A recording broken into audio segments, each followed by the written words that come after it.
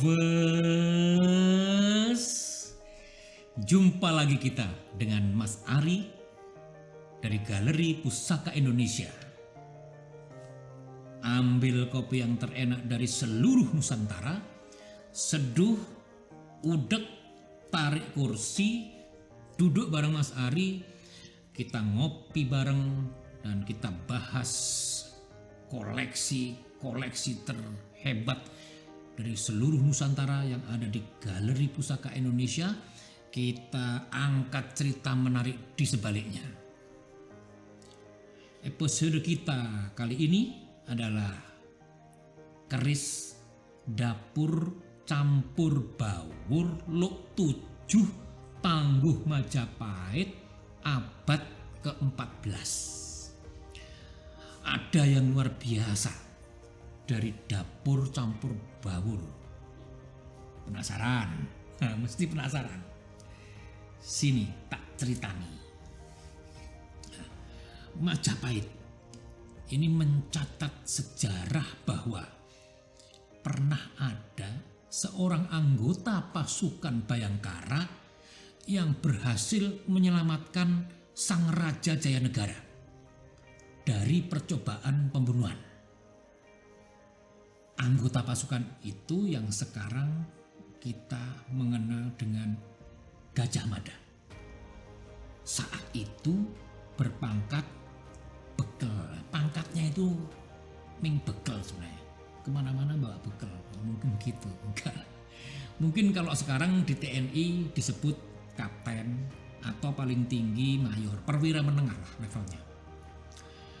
Gajah Mada menjadi tentara yang mendapatkan blessing. Nah, kita tidak mencukupi data apakah blessingnya itu di-create oleh sang bekel atau memang dia itu the right man in the right time at the right place. Nah, itu bahasa Perancisnya seperti itu. Menjadi orang yang paling berjasa di lingkungan istana karena jasanya itu menyelamatkan Prabu Jayanegara dan akhirnya menjadikan Gajah Mada orang yang signifikan dan penting di dalam perjalanan sejarah Kerajaan Majapahit. Gajah Mada sudah pasti seorang visioner. Semangat dan keinginannya menjadikan Majapahit sebagai kerajaan yang dikdaya, extraordinary sudah terlihat sejak saat itu. Gini loh, ini justifikasinya agak clear nih. Mas Ari menilai sejak Gajah Mada masih seorang bekel di Bayangkara, dia itu sebenarnya sudah memiliki ambisi politik. Karena dia sadar atas kapasitas dan kemampuannya yang selevel raja, kelasnya itu king class, dan dia juga menimba ilmu kanuragan sejak kecil, dia asah, dia olah. Tapi dalam kesadarannya dia itu tidak memiliki terah garis keturunan raja, dan itu fatal, sehingga dia memikirkan cara lain untuk memenuhi ambisinya. So he thinking the different approach. Luar biasa, bekel meng-create career plan-nya dia. Pada akhirnya ambisi yang besar dan sepak terjangnya itulah yang di kemudian hari menentukan jalan sejarah Majapahit. Dari titik ini yang bisa diambil satu pelajaran adalah jangan pernah berpikir hari ini. Create your future setinggi langit. Nah, langkah pertama Gajah Mada adalah dengan memuluskan Tribuana Wijaya Tunggadewi menjadi pengganti raja. Dan Tribuana Wijaya Tunggadewi adalah adik tiri Raja Jayanegara. Luar biasa. Bayangkan seorang mayor infanteri menjadi kingmaker. Ya kan? Ini kan sesuatu yang melampaui level dia hari itu. Ya kan? Sehingga kemudian dia berhasil meng-create snowball efek, domino efek. Dia sendiri naik menjadi patih di Majapahit. Tercatat di tahun 1334. Jadi ini mungkin juga balas budi politik. Nah, ada hal yang sangat menarik. Dalam kenaikan pangkatnya pada saat itu, ada manuver, satu lagi manuver dia. It's very interesting, dan inilah yang sekarang sering kita perbincangkan. Hanya kita tidak pernah melihat dari sudut yang lain. Hanya Mas Ari. Pada saat pelantikan menjadi patih, bayangkan ya, yang pasti undangannya dihadiri oleh semua petinggi kerajaan dan patih-patih dari daerah kekuasaan Majapahit lainnya. Gak boleh absen, gak boleh nitip absen, apalagi absen online, belum ada pada saat itu. Jadi kan mesti hadir, datang. Ya kalau datang itu pengiringnya juga banyak, sehingga situasi crowd di dalam rangka sertijabnya itu pasti begitu sakral dan luar biasa. Dia menggunakan session event itu untuk mengikrarkan sumpah Amuktipalapa, yaitu sumpah Gajah Mada untuk menyatukan Nusantara di bawah naungan Kerajaan Majapahit. Ini mau ditinjau dari sudut manapun, mau dari sisi manajemen, mau dari segi politik, mau dari segi strategi, ini adalah suatu manuver yang gila, berani, wedian, nggak bisa dikatakan dengan kalimat lain. Yang harus juga dilihat adalah ini mesti kita garis bawah ini. Yang bersumpah menyatukan Nusantara adalah seorang patih. Jadi ini sumpah level patih, bukan sumpah raja. Apakah hal ini diendos oleh raja? Ya kan nggak tahu. Tidak ada bukti yang menyatakan bahwa raja mengendos. Bayangkan gaungnya pada saat itu. Ya kan? Bagaimana wajah audiens, di antaranya terdiri dari sang raja sendiri dan patih-patih, mungkin ada juga kompetitornya dia. Mukanya itu kayak apa coba? Ya kan? Mukanya kayak apa? Melihat ikrar yang begitu luar biasa. Dan apakah raja sendiri tahu, sudah terinfo oleh Gajah Mada bahwa besok Baginda saya akan mengikrarkan ini? Tidak pernah ada bukti sejarah yang menyatakan bahwa sebelumnya raja sudah terinfo. Dan yang diikrarkan oleh Gajah Mada sebagai sumpah Amuktipalapa itu adalah semacam apa ya? Garis-garis besar haluan negara. Atau hari itu mungkin disebutnya Rencana Jangka Panjang Majapahit, nah, RJPM. Di depan umum. Ini renstra negara, rencana strategis negara.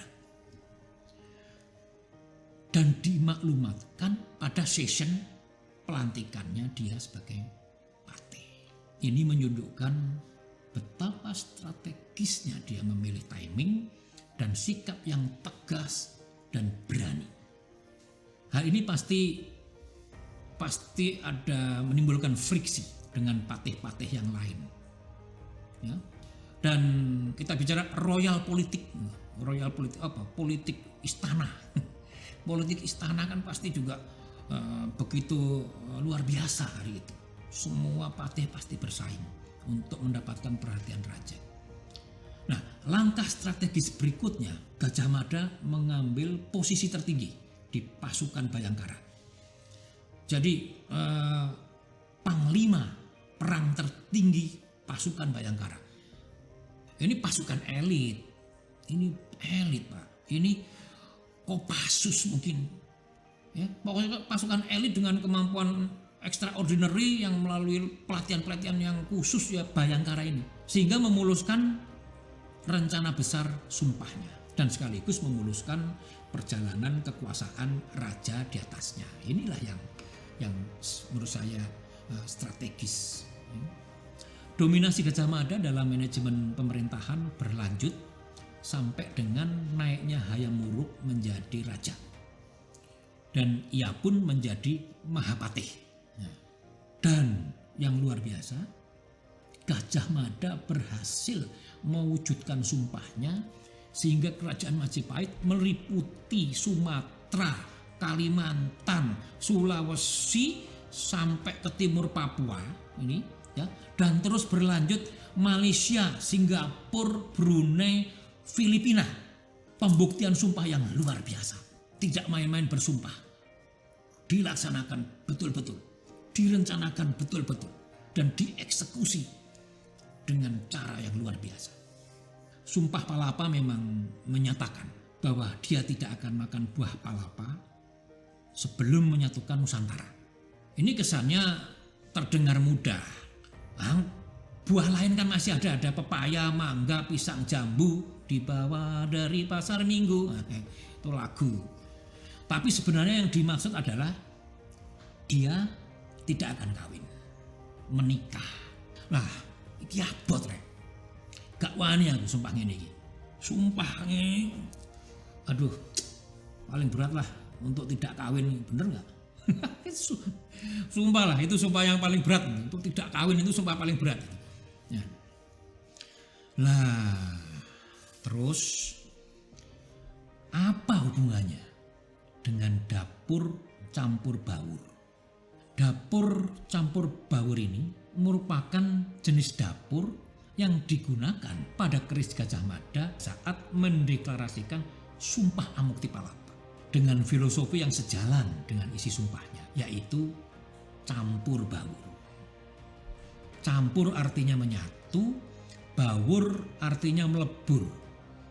Jadi melebur menyatu untuk menyatukan Nusantara. Yang diistilahkan oleh Empu Prapanca menjadi Bhinneka Tunggal Ika. Keris ini warangkanya Gayaman. Disebut Gayaman, lihat ini.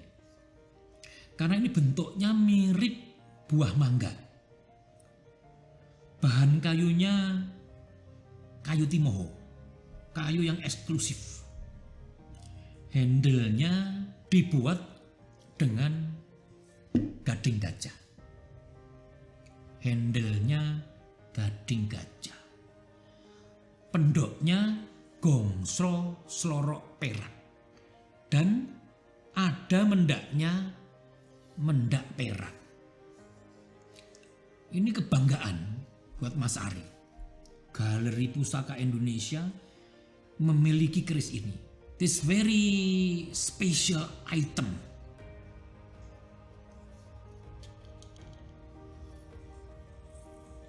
Nah, dapur campur baur Luk 7. Ini menarik sekali. Dan yang menjadi ciri khas dari campur baur adalah luknya terpisah dengan bilah lurus. Ini luknya. Di bawah 1, 2, 3, 4. Kemudian lurus. Terus ada luk lagi. 5, 6, 7. Keren sekali. Inilah ciri khas campur baur. Ini ada gandiknya. Ya. Ini pecetan. Tikel alis. Ada tikel alis. Dan lihat ini. Gonjonya gonjo wilut.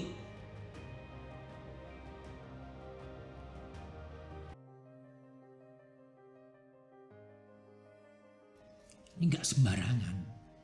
Gak sembarangan. Sulit sekali ditemukan. apalagi masih dalam kondisi yang sangat terjaga seperti ini. Masih mulus, semua item detailnya masih muncul. Ini kelasnya kolektor dan museum.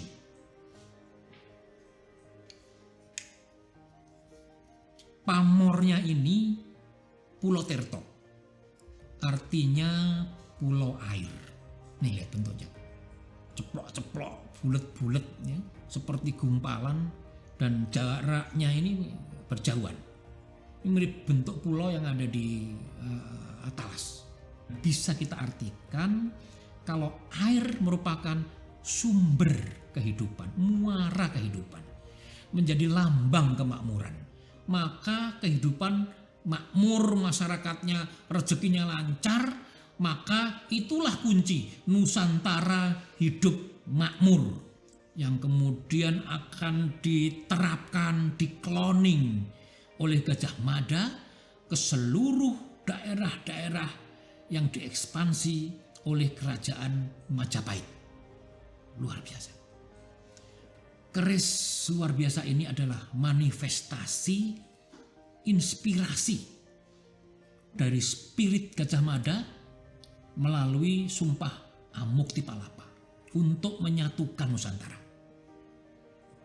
Dan keberhasilan Mahapatih Gajah Mada merealisasikan sumpahnya. Gak omdok. Sumpah realisasi, selesai. Nah, yang belum diketahui adalah kemudian Mahapatih Gajah Mada apakah kemudian kawin. Konon dia tidak pernah kawin. Yang bisa kita artikan adalah tujuan menyatukan Nusantara dan mempertahankannya adalah pekerjaan yang tidak akan pernah selesai. Never ending story. NKRI harga mati. Nah, galeri kita masih punya ratusan pusaka Indonesia lainnya. Makanya untuk lovers langsung subscribe channel ini, nyalain loncengnya, kelinting, biar nggak ketinggalan ngopi bareng Mas Ari sambil kita kulik abis kisah-kisah menarik di balik pusaka-pusaka Indonesia, koleksi galeri pusaka Indonesia, dan juga koleksi dari lovers.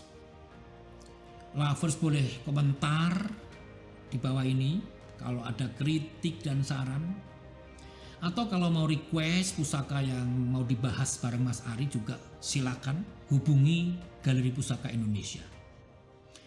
Jangan ngaku pecinta pusaka kalau belum ngopi bareng Mas Ari. Saya bukan dukun.